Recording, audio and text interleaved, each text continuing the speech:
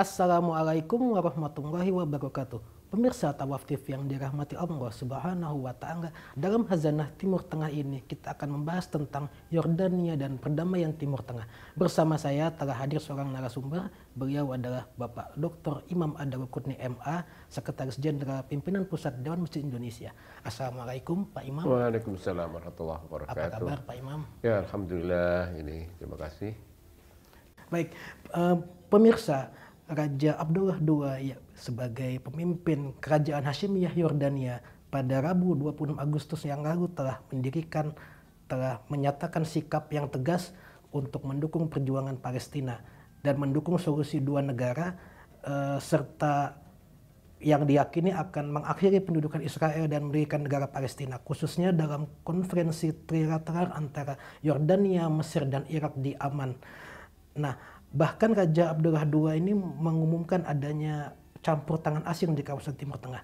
Tapi yang menarik, Yordania ini memiliki hubungan diplomatik dengan Israel. Bagaimana Pak Imam melihat peran Yordania ini Pak dalam masalah perdamaian Timur Tengah? Ya, Bismillahirrahmanirrahim. Masalah perdamaian atau isu Palestina dan Israel dalam hal ini adalah konflik dan bahkan perang atau konflik clash antara Palestina dan Israel ini dikatakan sebagai mother of conflict, itu induknya dari segala konflik di dunia ini. Jadi kalau itu sudah selesai konflik antara Palestina dan Israel itu, maka konflik-konflik yang lain itu dianggap persoalan yang kecil. Ya mungkin mekanismenya itu mudah untuk selesaikan atau ada resolusinya. Untuk konflik Israel dan Palestina itu PBB sudah mengeluarkan berbagai macam resolusi. Dan bahkan dunia-dunia lain, baik itu Islam maupun non-Islam, Barat maupun Timur, itu juga kontroversi dengan masalah itu, tapi terutama bahwa semua orang sebenarnya mengharapkan ada resolusi konflik di Palestina dan Israel itu, dengan yang terakhir saya kira sudah mengarah kepada mengerucutlah untuk adanya pengakuan solusi dua negara. Ya, solusi dua negara saling berdamai itu. Artinya dalam hal ini Palestina diberikan juga kemerdekaan. Nah, ini sekarang yang juga repot adalah peran sebenarnya yang selama ini dilakukan oleh Jordan.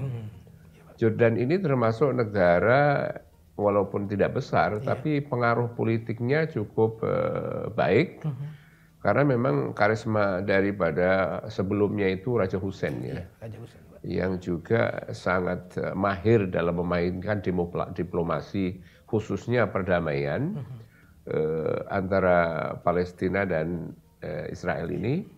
Dia bisa berdialog dengan Israel juga, bisa dengan dunia Islam, dan juga bisa berdialog dengan Amerika. Raja Hussein ini cukup memainkan peran yang sangat elegan dalam politik ini. Nah, tentu saja bahwa negara ini memang tidak menginginkan ada keributan apapun, apalagi dalam negeri kan. Karena negara ini kecil dan dia juga bisa mengambil manfaat yang besar dari situasi itu. Jadi sebelumnya ke arah itu saya kira apa yang perlu dilihat Jordan ini ya. Jordan ini memang memiliki peran strategis di wilayah bulan sabit di kawasan itu.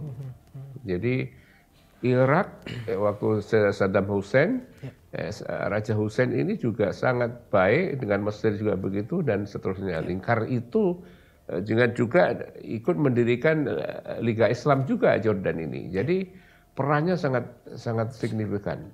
Jadi dan kemudian juga memang di dalam negeri sendiri Jordan ini mengakomodasi semua aspirasi politik sampai sekarang ini.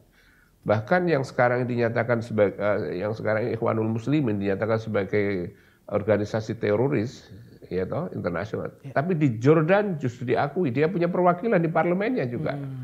Ya, kelompok-kelompok garis keras yang di luar negeri, pokoknya di negara lain itu mungkin bawah tanah, oleh sistem politik Jordan ini akomodasi supaya justru di situ ada mengambil peran di dalam persatuan masyarakat dan politik, keutuhan politik di Jordan ini.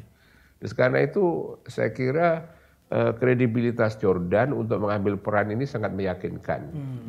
Karena itu banyak sekali inisiatif-inisiatif yang dilakukan oleh Jordan, termasuk dalam dunia Islam sendiri. Ada persoalan yang saya belum lama ya dari Jordan ini, mungkin sebulan sebelum pandemi itu ada konferensi internasional membicarakan untuk yang kesekian kalinya tentang risalah aman atau aman message itu pesan dari aman yang isinya adalah tentang perdamaian di kalangan, ya istilahnya adalah moderasi Islam di situ.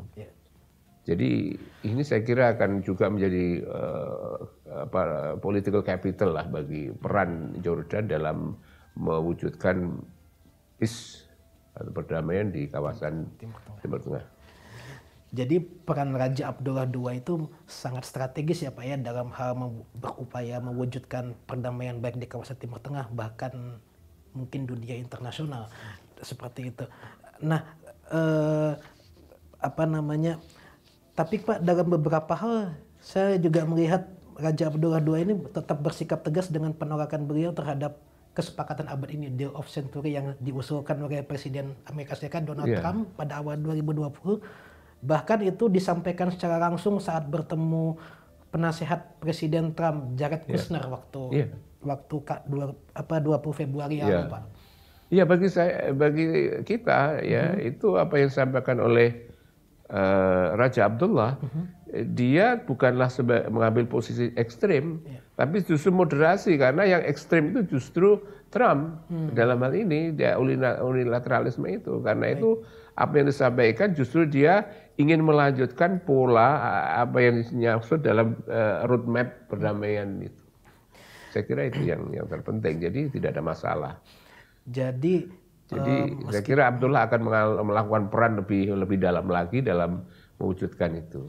Jadi meskipun memiliki hubungan diplomatik dengan Israel, tetap tidak menghalangi sikap tegas beliau terhadap Israel ya Pak ya? Khususnya Deal of Century ini ditolak dengan tegas Pak Imam ya? Iya, tidak masalah. Dengan Israel juga nggak ada masalah.